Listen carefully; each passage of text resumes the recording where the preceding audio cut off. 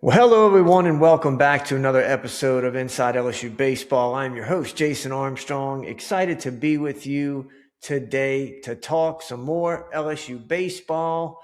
And today, as we're counting down or steamrolling towards the season, and there's going to be a lot that we talk about. But again, as I said on the last podcast, until we see the guys back out there on the field, I can give projections and predictions, but I want to see a little bit more happen and see, how guys come back from winter break before we start really digging into things and talking about who's doing what on the field.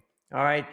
Now, based on the title of this, you already have an idea. But today, what I'm going to be doing is I'm going to be ranking the four most impactful position player transfers of the Jay Johnson era at LSU. This is position players only. I'm not going to be doing pitchers. It's strictly portal additions from Jay Johnson's 4 years. So 2023, 2024, and 2025. And at the end, we might switch gears and look at some guys who might wind up on this list next time around. And if you're asking, well, why four? Why not five? If I'm being candid with you, it got kind of tough. And if you did this exercise yourself and said, who's the five top transfer portal additions, automatically, I think you're going to probably come up with a couple of guys that are pitchers. So when you're looking at position players, it gets a little bit more difficult.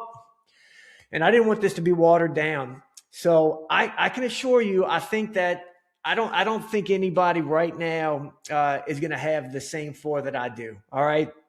So let's start with the number one most impactful position player transfer. And that is going to be none other than Tommy White. Tommy White is a generational college baseball player. He really is. And Tommy White came over from NC State after the 2022 season.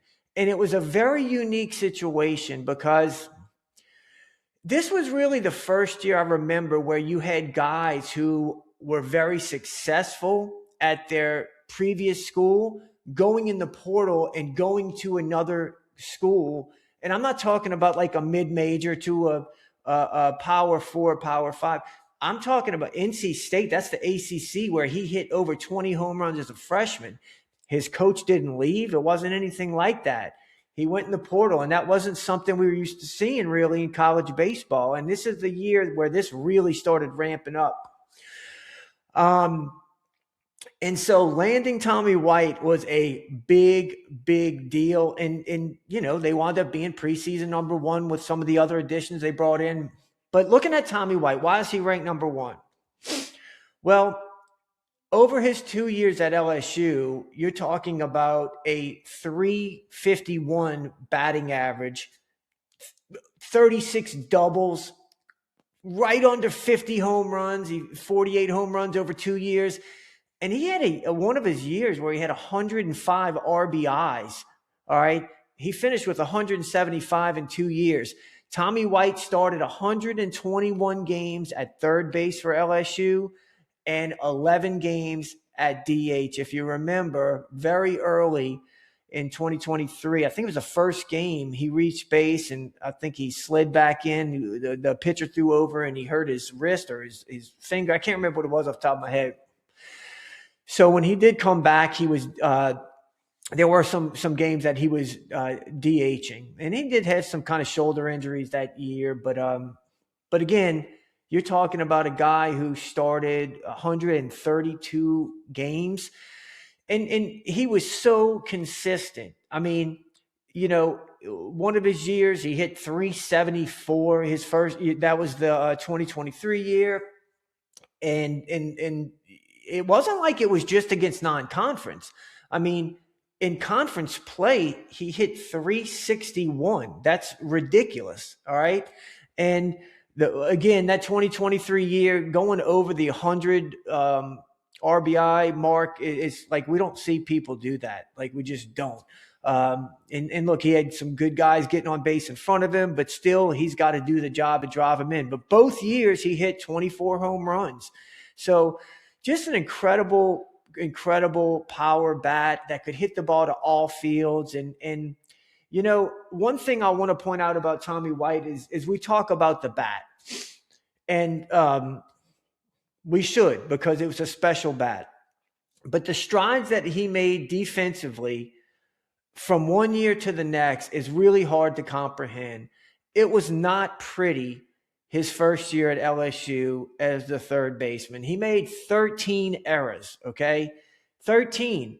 His next year, 2024, when he came back for that next year, he had 25 more balls hit his way, and he made only 3 errors. 3.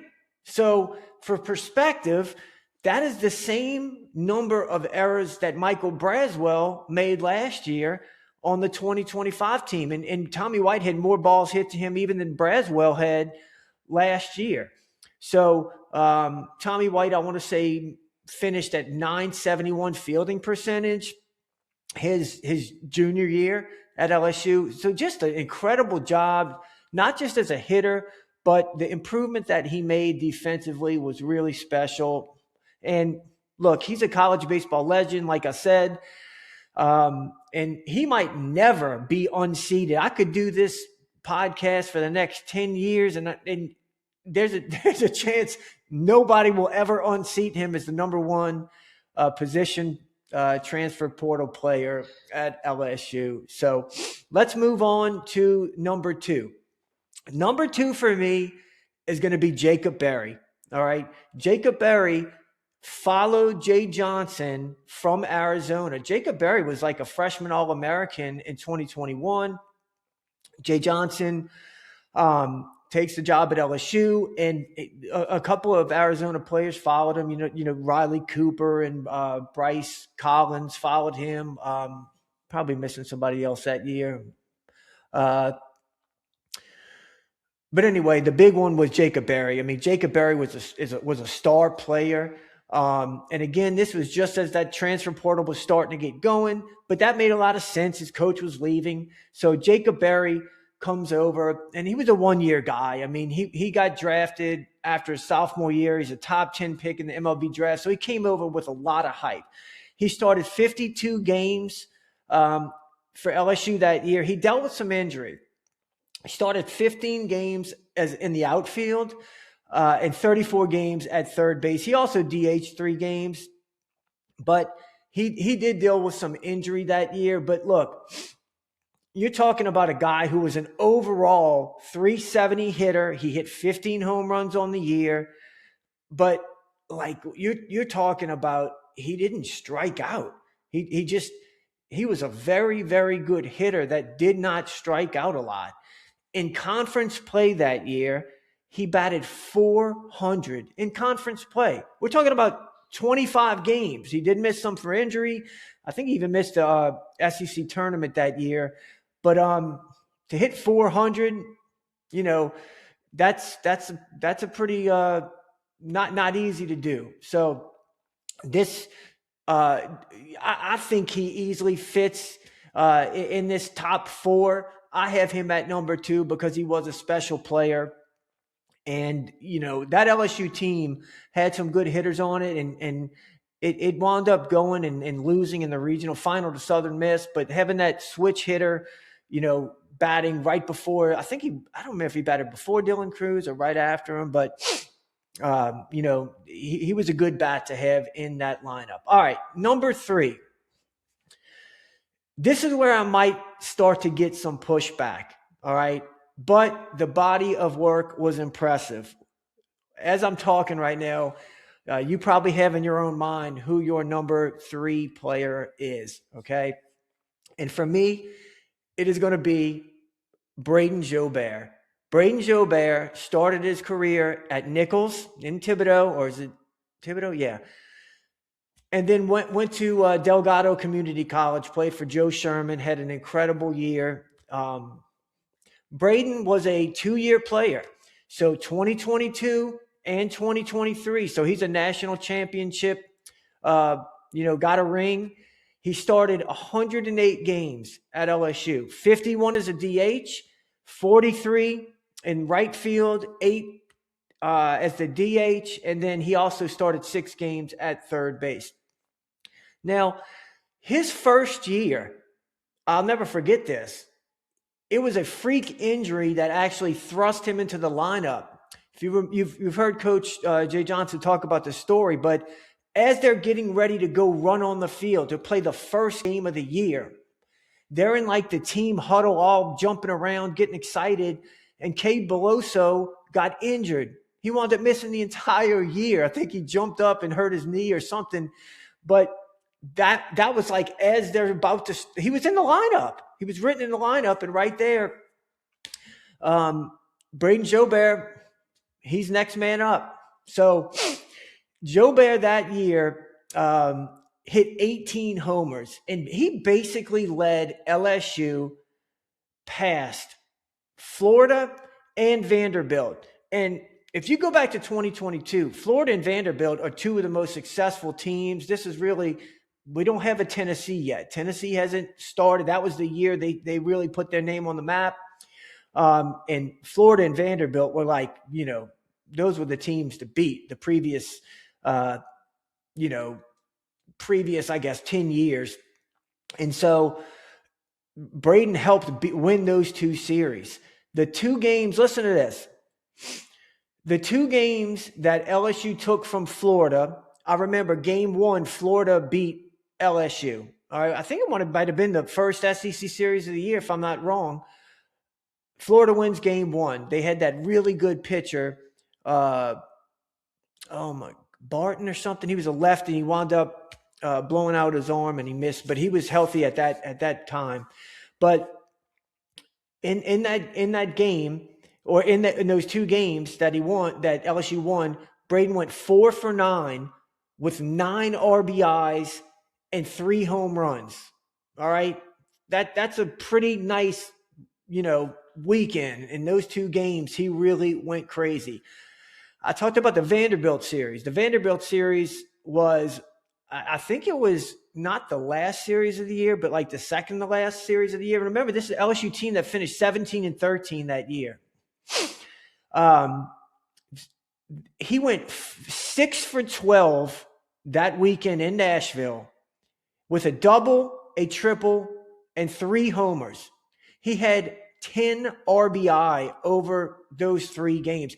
He had 1 game. This is the crazy part.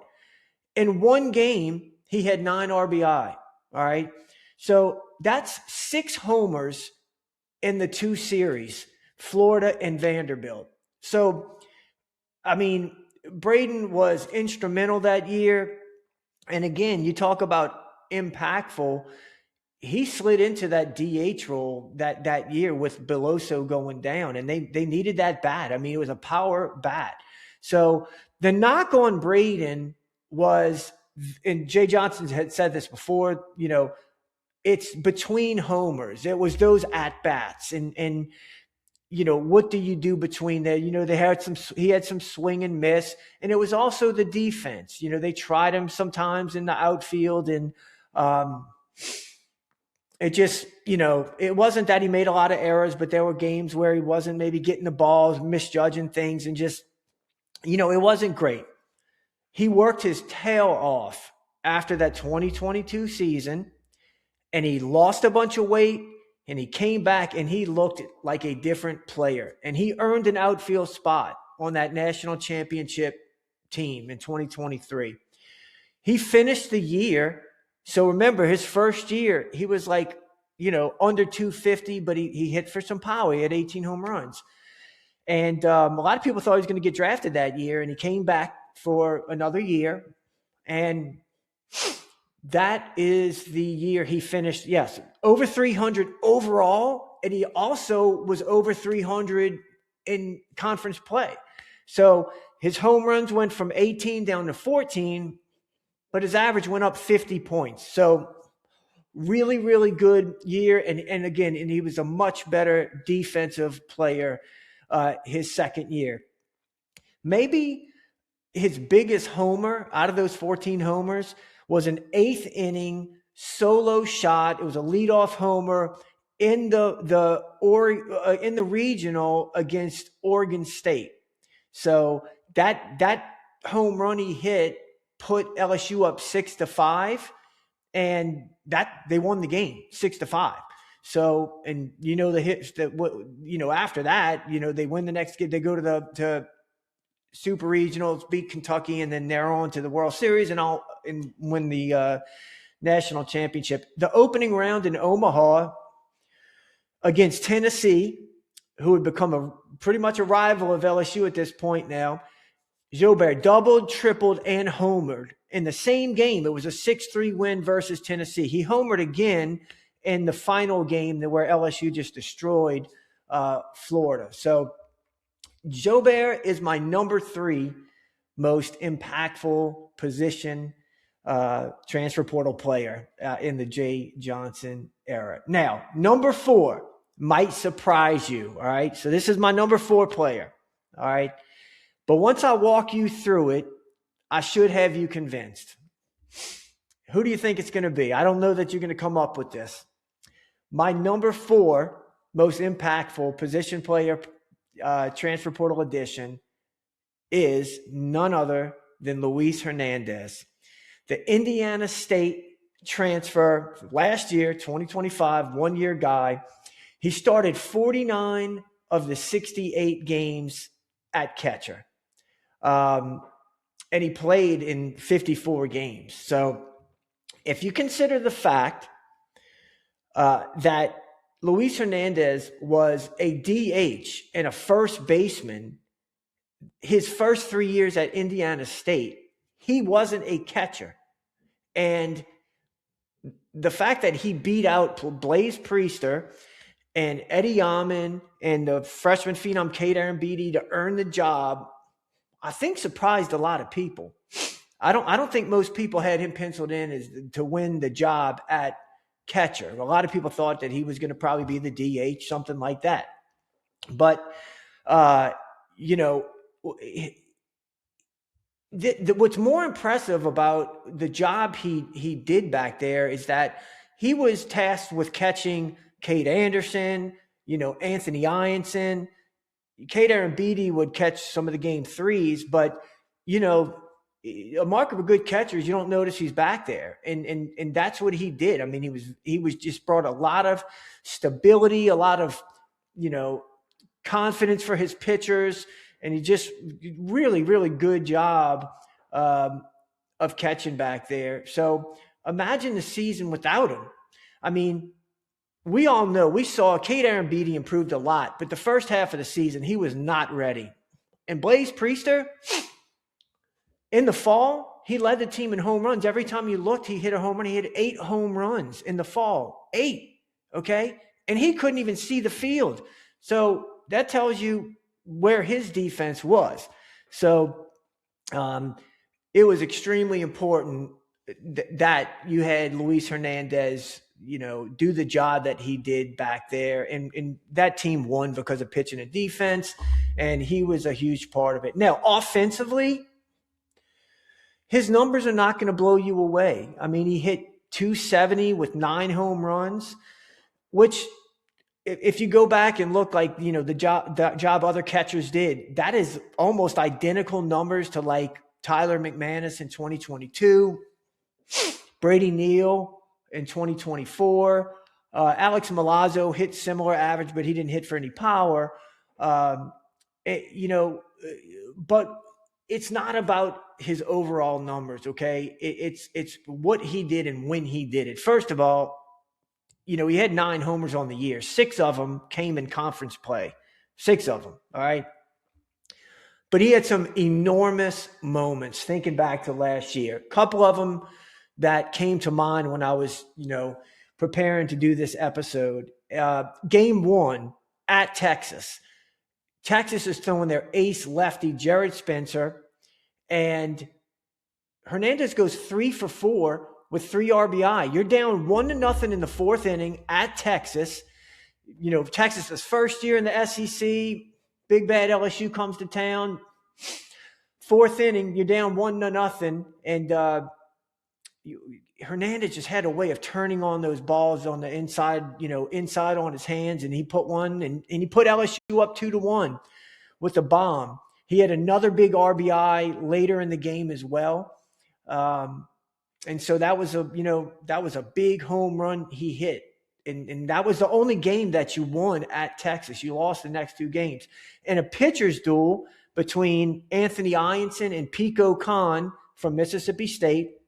If you remember, there was like bad weather, so they held Pico Khan to the game 2 against Ianson. And in that game right there, Hernandez hit a 5th inning bomb that gave LSU a 2-1 lead, and that was the final. All right. Then in the postseason, let's talk about actually before that, the following weekend, you go to Oklahoma. All right. And that was a series that it was not good hitting conditions. It was cold. I think it was a little wet, but he has a 6-for-12 weekend with 3 doubles. All right. And this was a series where 2 of LSU's wins, one was a 2-run win, 2-0. The other was 3-2. All right. And Hernandez went 6-for-12 that weekend. So it just always seemed to have a knack. Now, he did have a stretch where he struggled, and all the catchers struggled. Nobody could hit. But he started well early, and then he came along strong at the end. So if you look in the postseason, I believe it was the regionals where he goes 8-for-15 with 5 RBIs, 2 home runs. And he came through when LSU was on life support. Thinking back, I know we think about the game where LSU is losing down 5-1 to Little Rock. And we all think about the game Ethan Fry had with ties the game, clears the bases. When we're down 5-1, Casey Evans comes in, strikes out like 100 people in a row. But Luis Hernandez, man, I think of him when I think about that game, down 5-4 in the 6th inning. So you're still down even after Fry cleared the bases with that double. You're down 5-4 in the 6th inning. The winner advances to the Super Regional, okay? And here's the thing. You got 1 out, and you know who's on deck? Michael Braswell. I don't have to tell you this. Michael Braswell was struggling at the time. So let's just say Luis Hernandez gets out right there, and then Michael Braswell flies out. You are now in the 7th inning down by a run. I mean, I was already panicking, okay? But instead, Luis Hernandez gets a ball inside on the hands, and what's he do? He turns it, crushes it over the fence, and now you have a tie game at 5-5. Then again, he comes up in the 8th inning. It's a 6-5 game. LSU's up, turns on another one, gives LSU a 7-5 lead. You know why that was important? Because Little Rock clawed back to make it a 7-6 game, and then you went on to win 10-6. But that was a huge, huge game, a 2-homer game by Luis Hernandez, which really put us in the Super Regionals. How about Omaha? We will never forget the 9th inning game-tying 2-run double with 2 outs versus Arkansas stud reliever. Was it Gabe Gibbler? Is that his name, Gabe Gibbler? I know it's Gibbler.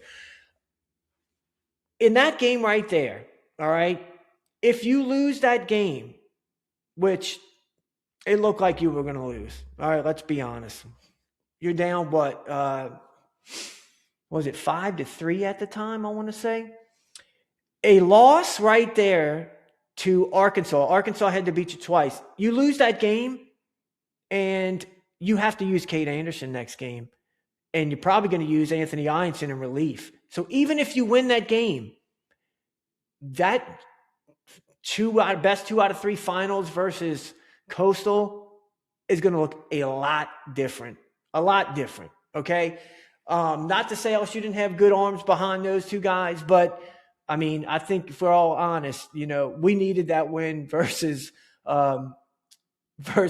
Arkansas. And look, he came up against a lefty throwing a slider that nobody could touch, and lined one in the left field and that bounced off of the left fielder's, I don't remember if it was head or his glove. It was a tough play. I mean, he crushed it. But anyway, his postseason was spectacular. All right. Luis Hernandez was 13 for 37, 351 average, 2 homers. And this might be my favorite stat that gets, nobody thinks about. He was hit by pitch 7 times in the postseason, 7 times in 11 games. He was only hit 5 times the first 57 games, and then 7 times in 11 postseason games. So not only did he hit 350 in the postseason with these big homers, big, hits in the World Series, but he also got on base by being hit by pitch 7 times. So that is why Luis Hernandez is going to be my my number 4 player. So who am I leaving out? Who you that are listening to this right now or watching this video? Who is it that I'd love for you to comment with if you disagree, if you've got one that you would put in the place of, I know you got Tommy White, but if there's somebody that you would put in the place of, either Jacob Berry, Braden Jobert, Luis Hernandez, let me know. Now, next, what I want to do, next couple minutes, I want to transition into naming a few of this year's transfers and tell you why we could see a name or two added to the list, okay, that I just told you about. Now, I'm not trying to turn anybody into an analyst and get really deep into like the weeds and things like that, all right, when it comes to, analytics and data and all this TrackMan stuff, all right? But let me show you this. I'm going to pull this up on my screen and I'll talk you through what I'm looking at, okay? I want to pull up one of the transfers, the first guy that I think could potentially be very, very special this year for LSU, okay? And that's going to be Trent Caraway. And what I have on my screen is, I'll just talk you through it if you're not watching, is it's a graph, all right? And it's this is by the way, Overslot. Overslot's the best baseball website there is. Joe Doyle does an incredible job. He's, scouting players and putting together all of these things. But this gives us a peek inside of not just what we see on the field, but it's more than just their batting average and things like that. But what you're looking at right now is a graph that shows just a couple of them that I want to point out. The top one is the whiff percentage, all right? And what's in red is really good. As it goes blue, it's not that great. And, Trent Caraway is the 27 percentile in his swing and miss, okay? It's just he swings and miss, 26.7% of the time. That's not great. And that's something I think when you take that and you look at his strikeout rate, he strikes out 21% of the time. And it's just, this is something that I think he came to LSU for. Trent Caraway was super famous out of high school. Well, many thought he was going to be drafted in the first couple rounds. And then as a freshman, he got hurt last year. We saw, hit 6 home runs in the regional. But if he can unlock something at LSU, he could have a special year. We already hear about the defense. But the thing on this graph I want to point to is there's one line that is red completely. It says 95, okay? And I want to explain these two bars. There is average exit velocity, which basically what average exit velocity is, it just takes the average of every time a hitter puts the ball in play, okay? So if you hit a slow roller or a pop-up, that's obviously going to make your average exit velocity lower, okay? The other one is the 90th percentile exit velocity. And what that does is that takes your your hardest hit balls, your top 10%, all right, in miles per hour when you hit the ball hard. And it looks at how hard you're hitting them, all right? Now, he is in the 95th percentile when it comes to that category. And so only 5% of college hitters when they're hitting the ball, squaring it up, hit the ball harder than Trent Caraway, okay? And that is something to get excited about, because if he unlocks something, if they're able to unlock something with Trent Caraway, I think that we are all in for a special treat. Now, another guy I want to pull one of these up for and show you is going to be, let's see if I can find it, is Mr. Braden Simpson. All right. Now, Braden Simpson came from High Point. That's not Braden Simpson. That's Trent Caraway again. Let's see where Braden Simpson is.